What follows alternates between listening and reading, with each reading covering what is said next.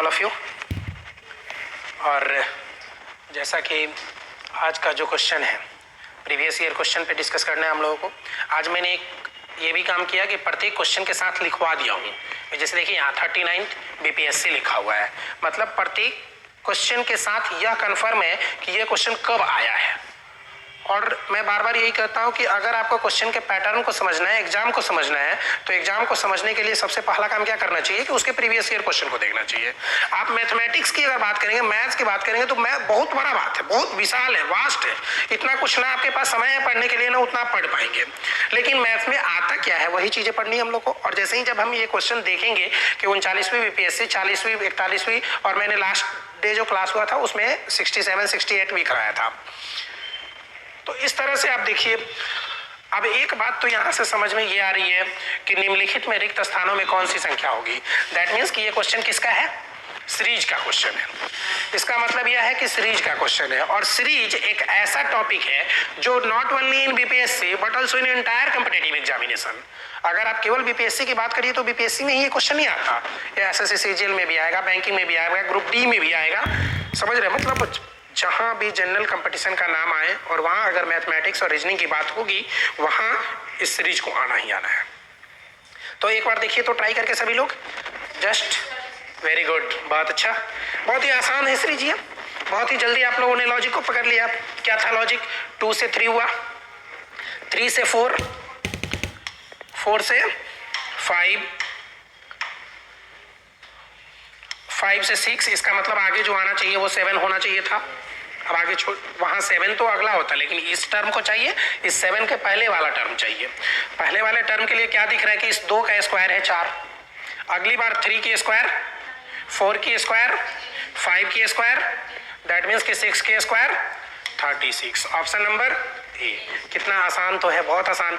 और देखिए यही होता है, बीपीएससी बहुत टफ लेवल के क्वेश्चन नहीं पूछा जाता बीपीएससी में। बस इतना टेक्निकल क्वेश्चन होता है कि बस आप देखो, थोड़ा सा उस पर विचार करो, सोचो समझो और आंसर करो। बहुत पेन उठाने की जरूरत नहीं होती है, XYZ मानने की कभी जरूरत नहीं पड़ेगी आपको पूरे बीपीएससी के क्वेश्चन में। आइए, मुझे उम्मीद है कि सभी लोग समझ चुके होंगे। एक बार थोड़ा सा इधर कमेंट भी देख लेते हैं। शालिनी तिवारी ए, निक्की कुमारी ए। चलिए कोई नहीं, बिल्कुल सही है। आप लोग जिनके भी ऑप्शन ए आंसर आ रहे हैं 36, वो बिल्कुल सही है। तो अब चलिए हम लोग दूसरा क्वेश्चन देखते हैं। अच्छा, ये रीजनिंग का क्वेश्चन है, इसको रहने दीजिए। आप आइए क्वेश्चन नंबर 3 में। क्वेश्चन नंबर 3 देखिए तो क्या है इसमें, एक बार ट्राई कीजिए तो सभी लोग। ये भी कंप्लीट रीजनिंग ही है, ये भी रीजनिंग ही है। क्वेश्चन नंबर 3,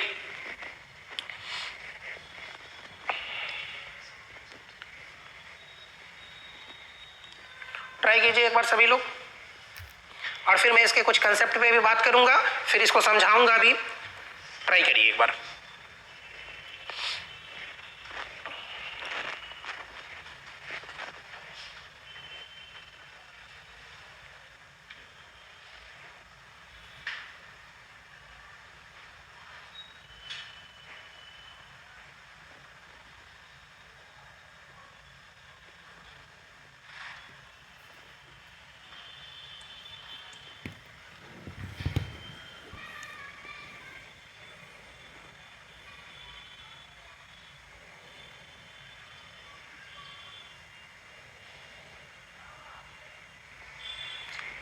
चलिए मैं बताता हूं क्या है ये क्वेश्चन में क्या है कि XYZ U वर्तमान क्रम। देखिए यहाँ पे ना ये वर्तमान क्रम क्या है कि इसको आप ऐसा समझिए कि जैसे यहाँ दिया हुआ है ना इंक्रीजिंग ऑर्डर, मतलब बढ़ते हुए क्रम की बात कर रहा है। इंक्रीजिंग ऑर्डर मतलब क्या है? बढ़ते हुए क्रम की बात कर रहा है। XYZ तथा U बढ़ते क्रम में तथा U, Y और W हास्य क्रम में है, मतलब घटते हुए क्रम में, डिक्रीजिंग ऑर्डर, अवरोही क्रम। निम्नलिखित में किसका न वर्धमान क्रम है और न ही हास्यमान क्रम है?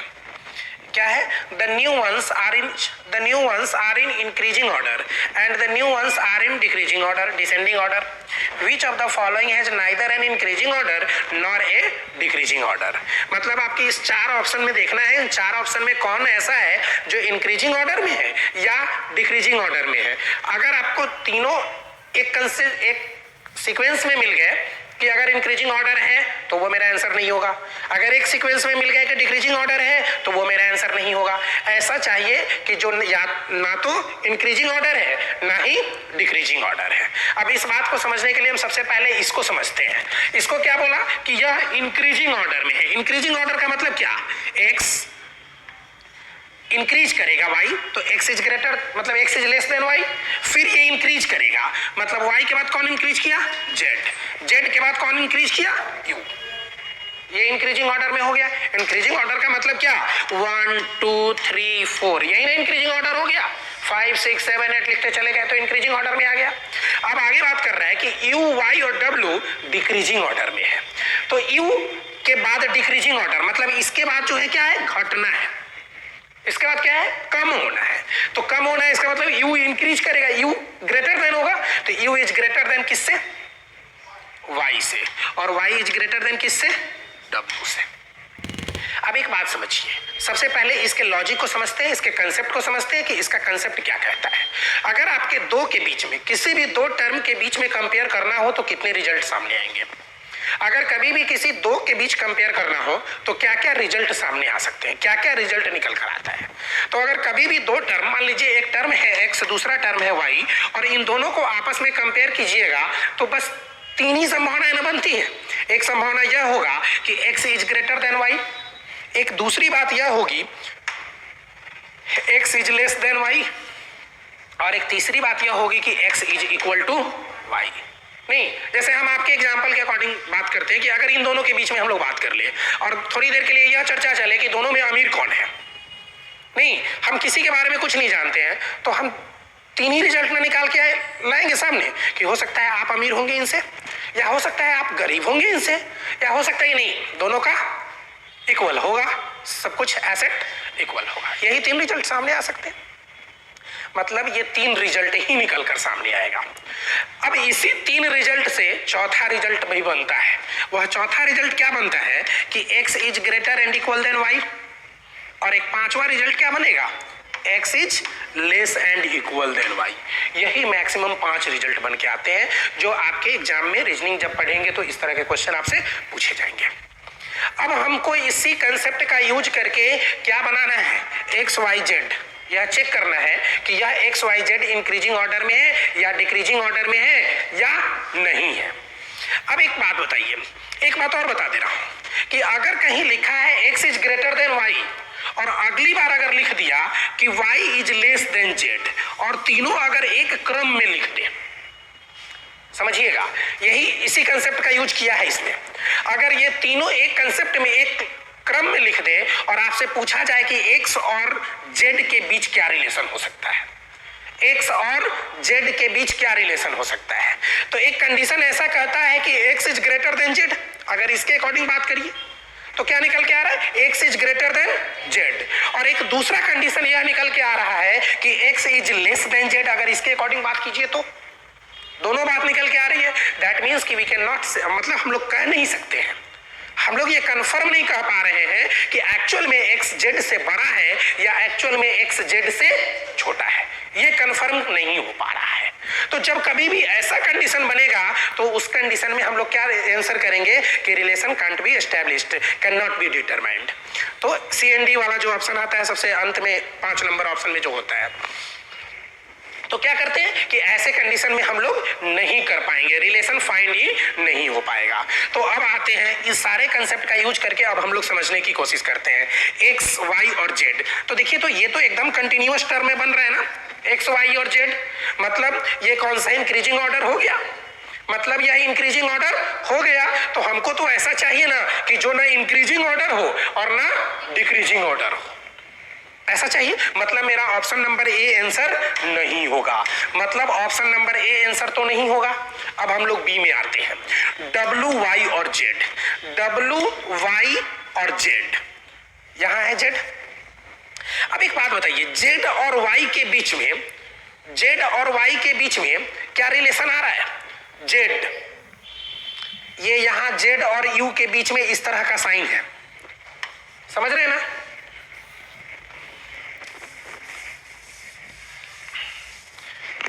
क्या है, x is greater than y is greater then Z is greater then you, ऐसा है। और फिर अगला जो है वो क्या है नेक्स्ट, यू के बाद, तो u is greater than y and y is greater than डब्ल्यू, यही है ना कंडीशन।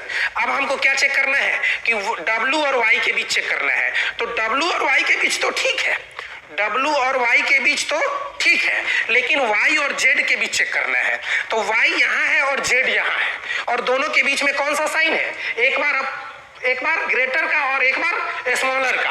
और जब कभी भी एक बार ग्रेटर और एक बार स्मॉलर, एक कंडीशन यह कहता है कि आप इनसे बड़े हैं और एक दूसरा कंडीशन यह कहता है कि आप इनसे छोटे हैं, और दोनों की बात आपको माननी पड़ेगी, मानना कंपल्सन है। तो आप फाइनल रिजल्ट क्या देंगे, कुछ नहीं निकल पाएगा।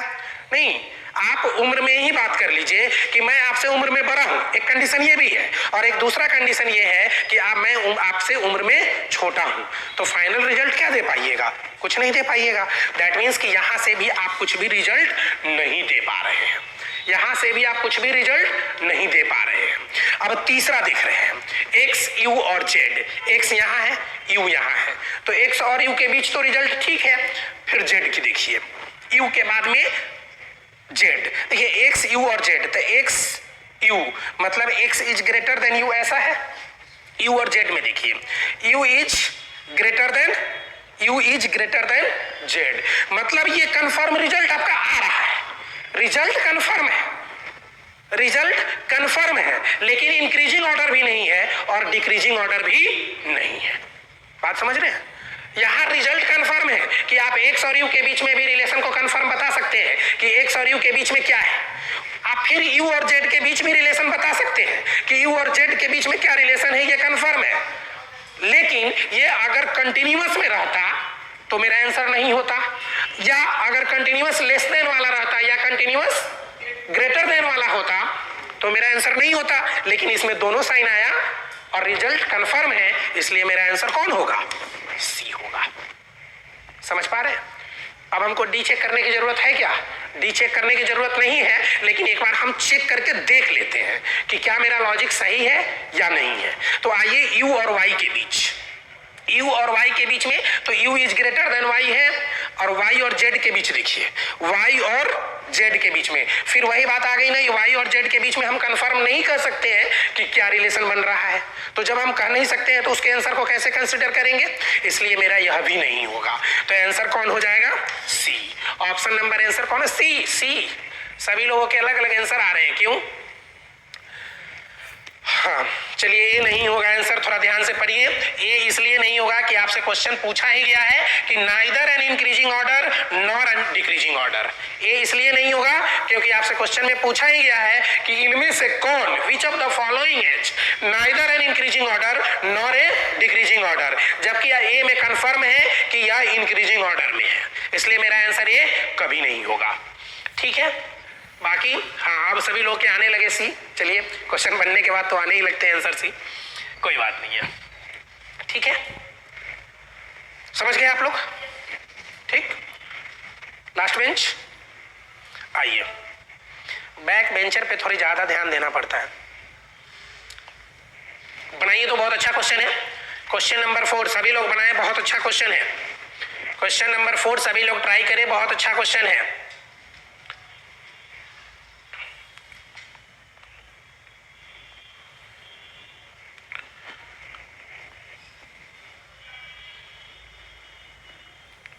निक्की कुमारी डी भी तो हो सकता है, डी और डी में आप कंफर्म रिलेशन नहीं एस्टेब्लिश कर सकते हैं, कंफर्म रिलेशन ड्रॉ नहीं किया जा सकता है, इसलिए आंसर डी नहीं होगा। निक्की कुमारी डी में कंफर्म आंसर ड्रॉ नहीं किया जा सकता है, इसलिए आंसर कंफर्म डी नहीं होगा। आइए क्वेश्चन नंबर 4 ट्राई कीजिए अब।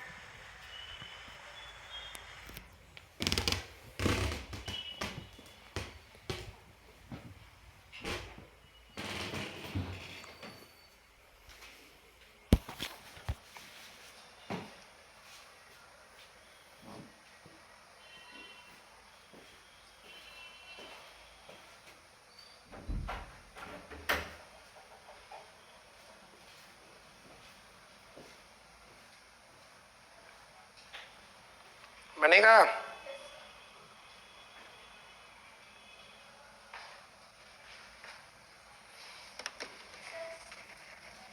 बताइए।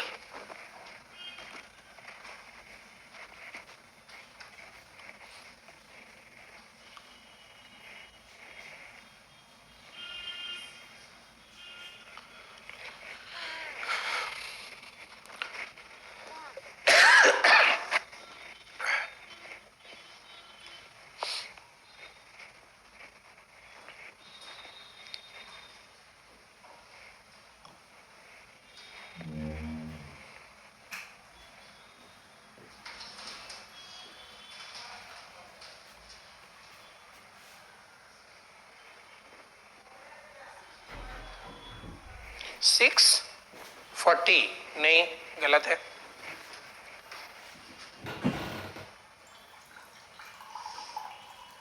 नहीं दिख रहा क्वेश्चन क्लियरली। क्या दिक्कत है? क्वेश्चन क्लियरली नहीं दिख रहा है क्या? ठीक है ना?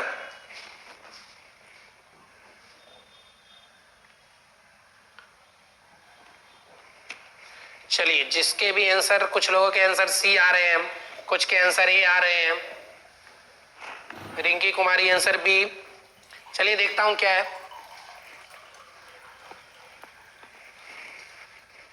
दिख रहा है सर, ठीक है, स्टार्ट करूं?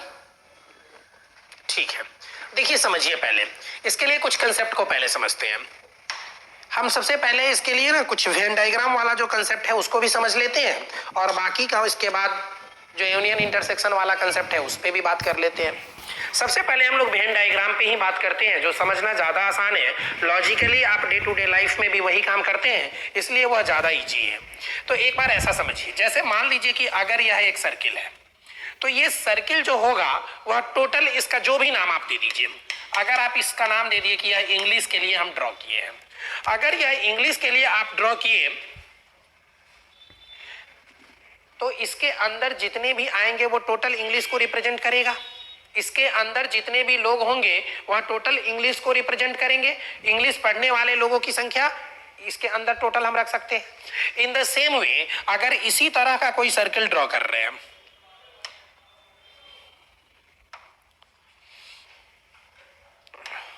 अगर इसी तरह का कोई सर्किल ड्रॉ कर रहे हैं, ठीक है, एक सर्किल यहां ड्रॉ कर दिए। अब इसको हम लोग रिप्रेजेंट करते हैं हिंदी से, ठीक। अब क्या होगा कि यह जो पार्ट होगा, यह जो पूरा सर्किल होगा, यह जो पूरा सर्किल होगा,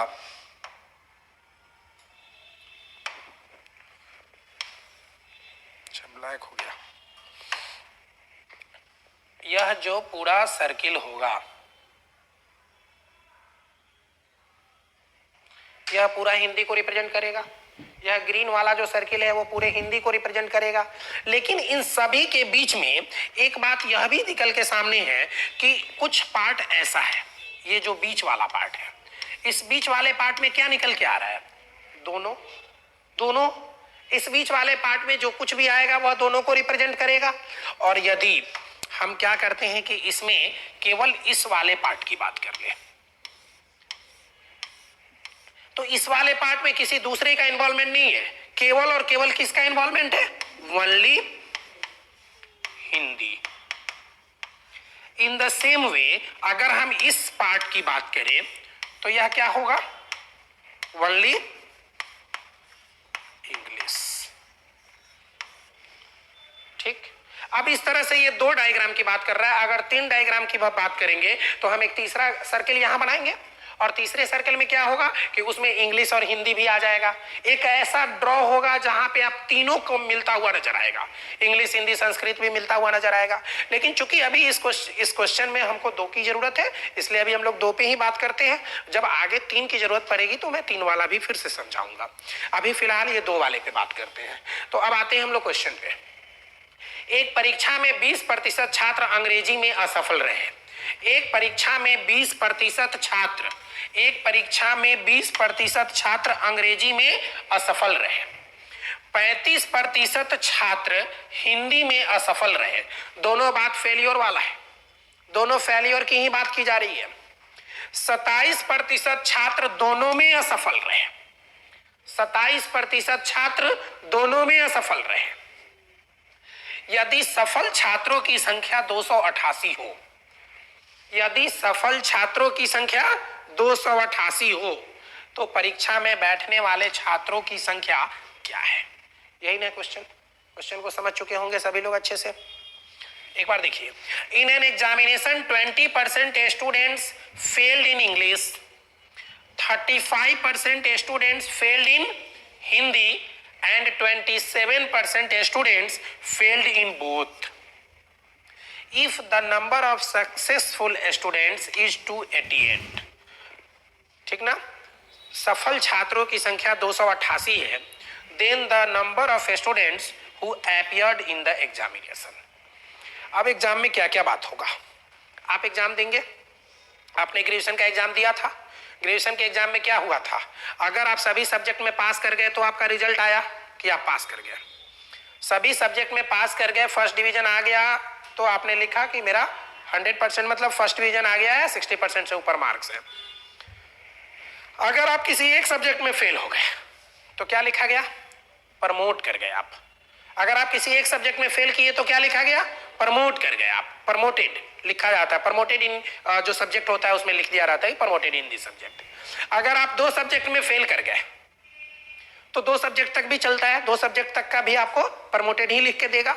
लेकिन जैसे ही आप 3 सब्जेक्ट में फेल कर जाते हैं तो फेल आता है, रिजल्ट जो आता है वो फेल का आता है, और फिर अगली बार आपको मतलब वो चांस नहीं मिलता है, 1 साल आपका समय बर्बाद हो जाता है। अगर एक सब्जेक्ट में प्रमोट है तो साल बर्बाद नहीं होता है, आपके एग्जाम हो जाते हैं। सेम कंडीशन यहाँ है। कंडीशन क्या है? सबसे पहले बात, एक परीक्षा में 20% छात्र अंग्रेजी में असफल रहे, तो हम इंग्लिश वाले में लिख देते हैं 20%। इंग्लिश वाले में लिख दिए 20% छात्र अंग्रेजी में असफल रहे। फिर दूसरी तरफ लिखा हिंदी में, हिंदी में कितना परसेंट छात्र? 35% हिंदी में असफल रहे। 35% हिंदी में असफल रहे। 35% हिंदी में असफल रहे। और फिर अगली बात क्या किया? 27% छात्र दोनों में असफल रहे। तो दोनों का कौन सा जगह बनाए थे? यही वाला ना, 27% छात्र दोनों में असफल रहे। ठीक, अब यहां तक कोई दिक्कत नहीं है, इतनी बात आप समझ रहे हैं सभी लोग। अगर आपसे यह केवल पूछा जाए कि केवल हिंदी में असफल होने वाले छात्रों की संख्या कितनी है, तो 35 में से 27 घटाएंगे तब ना। 27% ऐसे छात्र हैं जो हिंदी में भी फेल है और इंग्लिश में भी फेल है, अकॉर्डिंग टू क्वेश्चन। थोड़ा देर के लिए आपके मन में बात आ रही होगी, वो मैं समझ रहा हूं कि क्या बातें आ रही होगी, लेकिन अभी थोड़ी देर आप समझिए, फिर आप क्वेश्चन अरेंज करिएगा। 35% छात्र हिंदी में असफल है, जबकि 27% दोनों में असफल है। इसका मतलब केवल हिंदी में असफल होने वाले छात्र, 35 में से 27 घटा दीजिए, कितना बचेगा? कितना बचेगा? 8 7 15 होता है, 8%, 8%। अब दूसरी तरफ हम बात करते हैं इंग्लिश में, तो आपके मन में यह बात आ रही होगी, आपके मन में यह बात आ रही होगी कि सर इंग्लिश में 20% है, जबकि दोनों में 27% है। कुछ टेंशन लेने की बात नहीं है। आप क्या कीजिए कि 20% और 27% दोनों के बीच का डिफरेंस 7%, और ले लीजिए यह -7%। क्यों -7%? क्योंकि 20 में से ये 20 टोटल को रिप्रेजेंट कर रहा है, जबकि 27 केवल इस पार्ट को रिप्रेजेंट कर रहा है। तो हम 20 में से 27 घटाएंगे तो कितना बचेगा? -7। अब सभी जगहों पे फेल करने वाले विद्यार्थी, फेल कैसे कैसे किया? तो -7% ऐसे विद्यार्थी हैं जो केवल इंग्लिश में फेल किए, 27% ऐसे विद्यार्थी हैं जो दोनों जगह पे फेल है, और 8% ऐसे विद्यार्थी हैं जो केवल हिंदी में फेल है लेकिन वह इंग्लिश में फेल नहीं है। तो कुल फेल होने वाले छात्रों का प्रतिशत क्या है? जोड़ लीजिए। तो जोड़ना क्या है? 8 में से 7 घटा दीजिए, कितना बचेगा? और 27 में 1 जोड़ दीजिए, तो टोटल 28% स्टूडेंट ऐसे हैं जो कहीं ना कहीं फेल किए हैं। टोटल 28% स्टूडेंट ऐसे हैं जो कहीं ना कहीं फेल किए। दैट मीन्स 100% स्टूडेंट्स रहे होंगे एग्जामिनेशन में जो पार्टिसिपेट किए, वो 100% स्टूडेंट थे। उस 100% स्टूडेंट में 28% स्टूडेंट ऐसे हैं जो कहीं ना कहीं फेल किए। टोटल 100% में से, टोटल 100% स्टूडेंट में से 28% स्टूडेंट ऐसे हैं जो कहीं ना कहीं फेल किए हैं। इसका मतलब कि जो कहीं भी फेल नहीं करेगा वही ना पास करेगा। अभी थोड़ी देर पहले अपने डे टू डे लाइफ का एग्जाम्पल लेकर समझाए कि आपके एग्जाम में क्या होता है। तो अगर आप कहीं भी फेल नहीं है, ना आप प्रमोट है ना आप फेल है, तभी ना आप पास करिएगा। तो आप पास कर गए। कितने लोग ऐसे हैं जो पास कर रहे हैं? कितना? 72%। देखिए एक बात और आपको बता रहा हूं, ये सब ना थोड़ा सा 72 28 दोनों मिलके 100 होता है। तो ऐसे जितने भी पेयर बनते हैं ना, उन सारे पेयर पे आपको काम करना चाहिए। बात मेरी समझ पा रहे हैं? जैसे 72 28 तो 73 27 ऐसे ऐसे जो पेयर बनता है ना, उस पेयर पे जितना ज्यादा काम कीजिएगा ना, तो 100 से घटाना जोड़ना आसान हो जाता है। थोड़ा जोड़ना घटाना फास्ट हो जाता है बिना पेन पेपर का। बाकी 72% पास किया। पास कितना किया? 72%। और क्वेश्चन में कितना पास किया है? If the number of successful students is 288, तो ये 288 किसकी value? 72%। 72% is equal to 72% is equal to 288, 288। देखिए तो 72 के टेबल में कहीं आ रहा है क्या 288? तो 7 का पारा 4 बार पढ़ते हैं तो 28 होता है, और 2 का पारा भी 4 बार पढ़ते हैं तो 8 होता है। तो 4 दूना 8, 7 चौके 28। कितना बार में कटा? 4 बार में। दैट मीन्स कि 1% की वैल्यू है 4। क्या हम कह सकते हैं ना कि 1% की वैल्यू है 4, तो 100% की वैल्यू कितनी होगी? 400।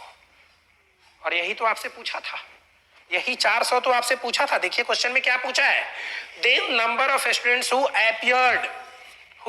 appeared in the examination. तो एग्जामिनेशन में 100% ही तो अपियर हुआ है, और 100% की ही वैल्यू तो निकालनी थी। दैट मीन्स कि 100% इज इक्वल टू कितना? 400। और आंसर कौन होगा? सी। आंसर कौन होगा? सी। हाँ बोलिए, आप बोलिए बोलिए। हाँ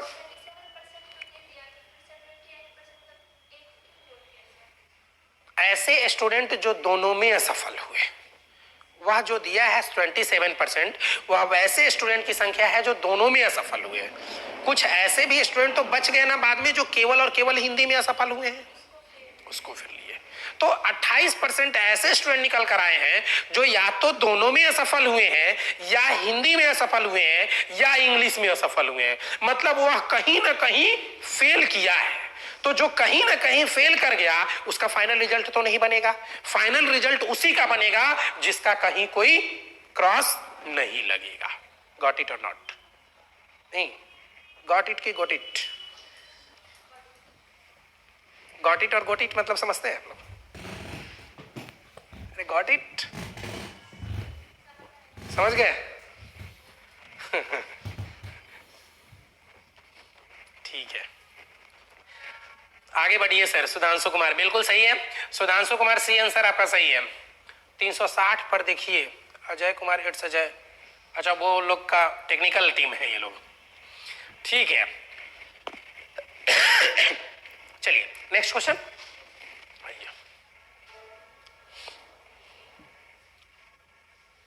बनाइए, बहुत आसान क्वेश्चन है, सबसे बनेगा। सबकी कॉपी चेक करूंगा इनमें, वो लोग भी आंसर करिए।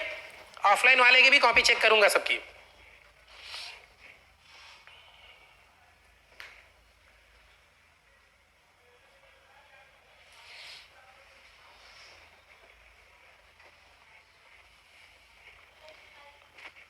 बिल्कुल सही है, वेरी गुड।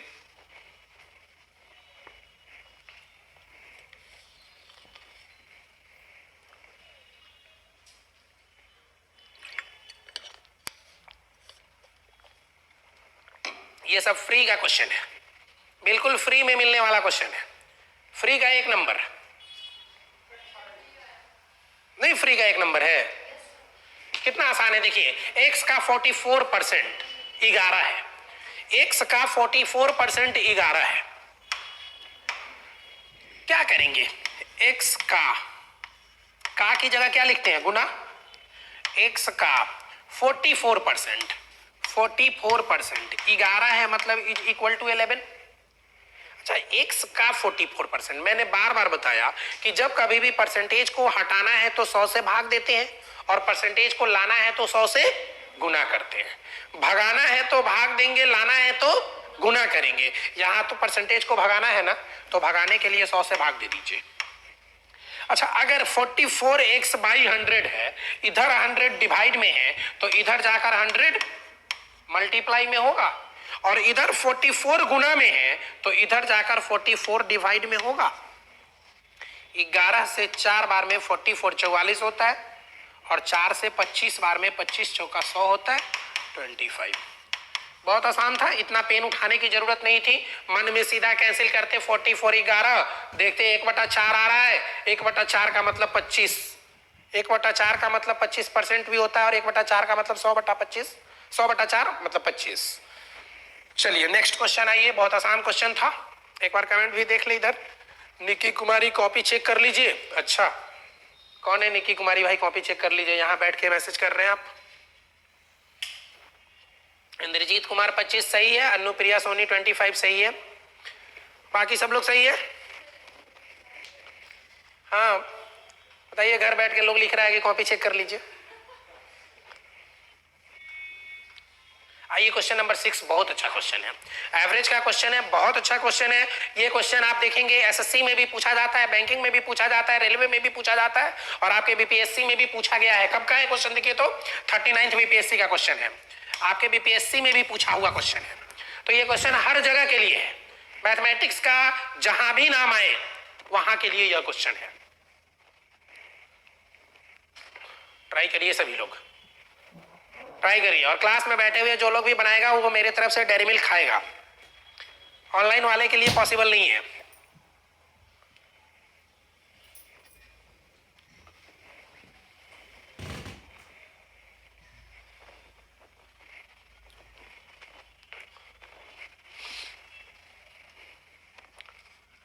क्लास में बैठे हुए जो लोग भी इस क्वेश्चन को बनाएंगे मेरे तरफ से डेयरी मिल्क सिल्क मिलेगा उनको।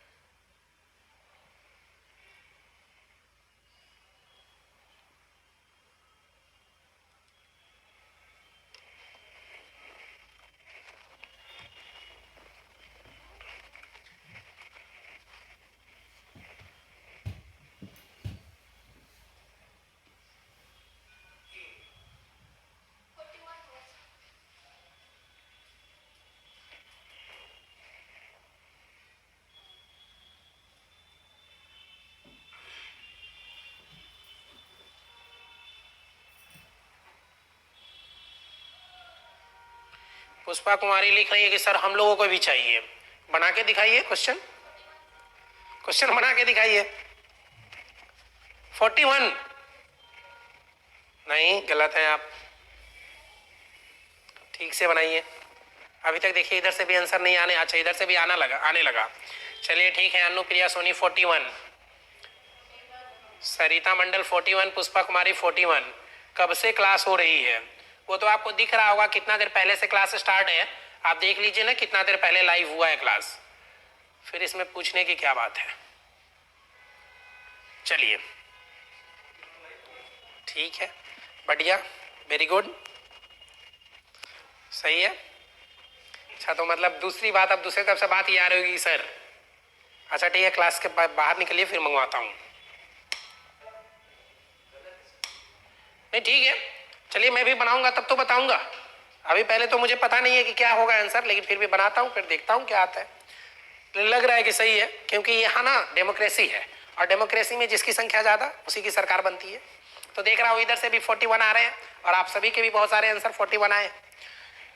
एनीवे बात करते हैं। सोमवार, मंगलवार और बुधवार का औसत तापमान 42 डिग्री सी है, औसत तापमान 42 डिग्री है। मंगलवार, बुधवार और बृहस्पतिवार का औसत तापमान 43 डिग्री सी है। यदि बृहस्पतिवार का तापमान 44 डिग्री हो तो सोमवार का तापमान ज्ञात करें। आसान क्वेश्चन है। इसी क्वेश्चन में कभी कभी और भी बढ़ा देता है कि यदि सोमवार का तापमान बृहस्पतिवार के तापमान का 37 होल 1/2% हो तो सोमवार का तापमान ज्ञात करें या बृहस्पतिवार का तापमान। मतलब इस तरह से करके क्वेश्चन को और थोड़ा बढ़ाया जा सकता है, थोड़ा टफ किया जा सकता है, लेकिन ये क्वेश्चन काफी आसान किया है। सबसे पहली बात, जैसा बोला वैसा लिखते हैं। क्या बोला? मंडे, ट्यूसडे और वेडनेसडे। यहां लिखता हूं Monday plus Tuesday plus Wednesday, Monday plus Tuesday plus Wednesday. इन तीनों का औसत तापमान कितना दिया हुआ है? 42 डिग्री। अच्छा, 42 डिग्री दिया है, ये तो एवरेज दिया है। अगर टोटल टेम्परेचर की बात करें तो क्या करेंगे? 42 इंटू, क्यों? क्योंकि हम जानते हैं, क्या जानते हैं? एवरेज इज इक्वल टू क्या होता है? सम बटा नंबर ऑफ टर्म्स, यही ना होता है। और यदि मुझे सम निकालनी है तो एवरेज को नंबर ऑफ टर्म से गुना करेंगे। सम निकालनी है, टोटल निकालनी है, टोटल सम निकालनी होगी तो क्या करेंगे? एवरेज को नंबर ऑफ टर्म से गुना करेंगे। तो मुझे यहां टोटल निकालना है तो एवरेज दिया था 42 और कितने दिन का था? 3 दिन का था, तो इसलिए टोटल के लिए 42 इंटू 3 कर दिए। In the same way next में क्या है? मंगलवार। मंगलवार का मतलब ट्यूसडे, मंगलवार का मतलब ट्यूसडे, तो Tuesday plus Wednesday plus Thursday is equal to कितना दिया है? 43 डिग्री, 43 डिग्री। और यहां भी क्या करना होगा? 3 से मल्टीप्लाई करना पड़ेगा। और ऐसा करते हैं कि इन दो इक्वेशन जो बने, अगर हम किसी एक इक्वेशन को माइनस कर ले, किसी को भी ऊपर वाले में से नीचे वाले को माइनस कर दें या नीचे वाले में से ऊपर वाले को माइनस कर दें। यहाँ 43 है, यहाँ 42 है, तो क्या दिख रहा है कि यह अधिक होगा, यह कम होगा। तो हम क्यों ना ऊपर वाले में से नीचे वाले में से ऊपर वाले को माइनस करें। तो माइनस m कर देते हैं, माइनस t कर देते हैं, माइनस w कर देते हैं, और यहां भी हम माइनस कर देते हैं। क्या होगा? ट्यूसडे से ट्यूसडे कैंसिल, वेडनेसडे से वेडनेसडे कैंसिल, थर्सडे है पॉजिटिव में और मंडे है निगेटिव में, तो हम लिख सकते हैं Thursday minus Monday is equal to कितना? अब देखिए गुना नहीं करना है, 43 में से 42 माइनस कर दीजिए, कितना बचेगा? 1 को 3 से मल्टीप्लाई कर दीजिए, कितना बचेगा? 3। इसका मतलब थर्सडे में से मंडे के टेम्परेचर को घटाएंगे तो 3 डिग्री आना चाहिए। थर्सडे में से मंडे के टेम्परेचर को घटाएंगे तो कितना आना चाहिए? 3 डिग्री आना चाहिए। इस दोनों में से किसी एक का टेम्परेचर दिया हुआ है, किसका? थर्सडे का टेम्परेचर दिया हुआ है 44 डिग्री सी, थर्सडे का टेम्परेचर दिया हुआ है 44 डिग्री सी। तो ये 44 डिग्री अगर हम यहाँ फिल कर दे तो मंडे का टेम्परेचर हम अगर यहाँ 41 होगा तब ना 3 डिग्री आएगा। मीन्स कि हम मंडे का टेम्परेचर कितना लिखेंगे? 41 डिग्री सी। मंडे का टेम्परेचर कितना लिखेंगे? 41 डिग्री सी। तो बोलिए 41 डिग्री होगा क्या? इंद्रजीत कुमार 42। अच्छा चलिए ठीक है, ए ऑप्शन आंसर सबके आ रहे हैं, आप लोगों के भी आंसर सही आए थे, 41 डिग्री होगा आंसर। किसी को समझने में कोई दिक्कत तो बताएं आप लोग, किसी को कोई कंफ्यूजन, कोई प्रॉब्लम तो बताएं, बाकी हम लोग फिर नेक्स्ट क्वेश्चन देखते हैं। बहुत आसान क्वेश्चन है, टेक्निकल क्वेश्चन है, क्वेश्चन नंबर 7 ट्राई कीजिए। देखिए तो कुछ प्रॉब्लम है क्या? Now would be a good time to insert ads.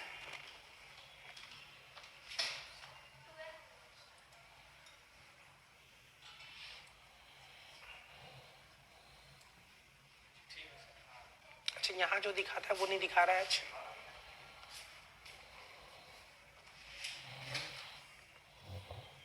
Sweety Kumari 41, हाँ ठीक है 41 सही है। अच्छा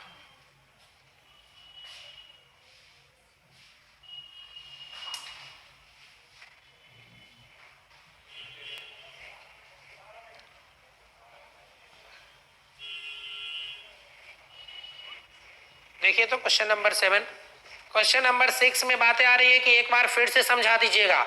देखिए आप एक बार उसको रिपीट करके फिर से चेक करिए, रिपीट करके ना, वीडियो आपको अवेलेबल है,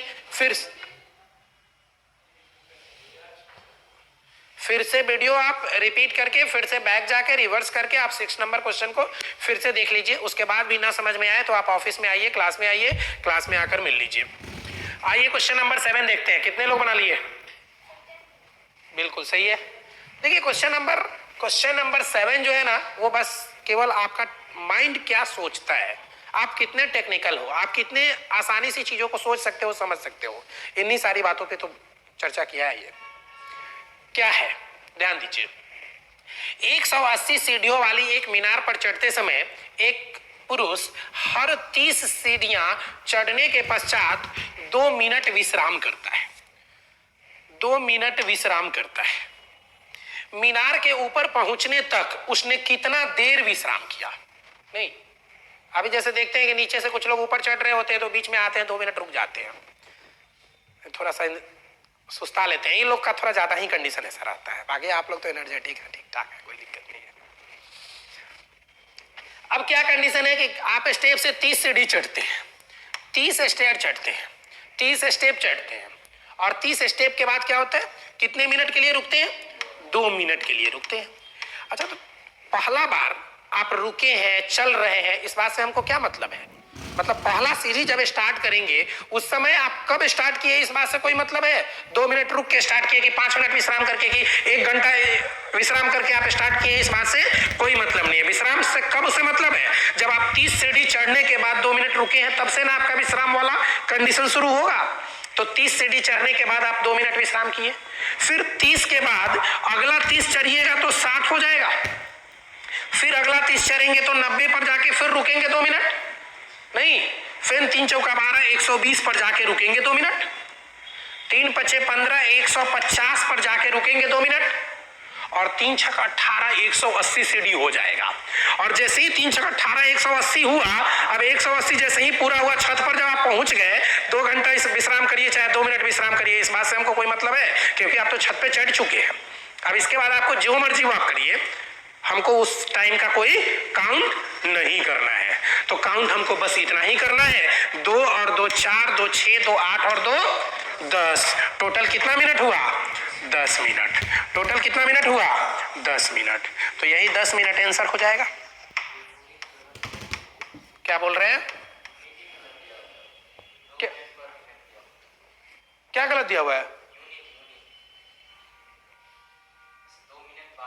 नहीं, ये तो हिंदी इंग्लिश का है ना, 10 मिनट हिंदी में लिखा, इसी को पर मिनट नहीं लिखा है, इस मिनट के बदला में इंग्लिश में मिनट लिखा हुआ है, या ये हिंदी में वाला, ये इंग्लिश वाला, ऐसा समझिए।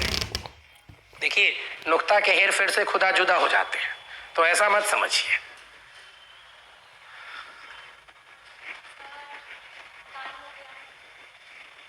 जाइए,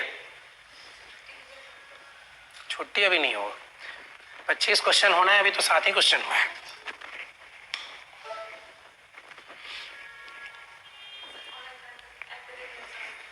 बहुत अच्छा क्वेश्चन है, आसान नंबर 8 नंबर बनाइए, ट्राई करिए। जाइए, जाइए, निकलिए धीरे।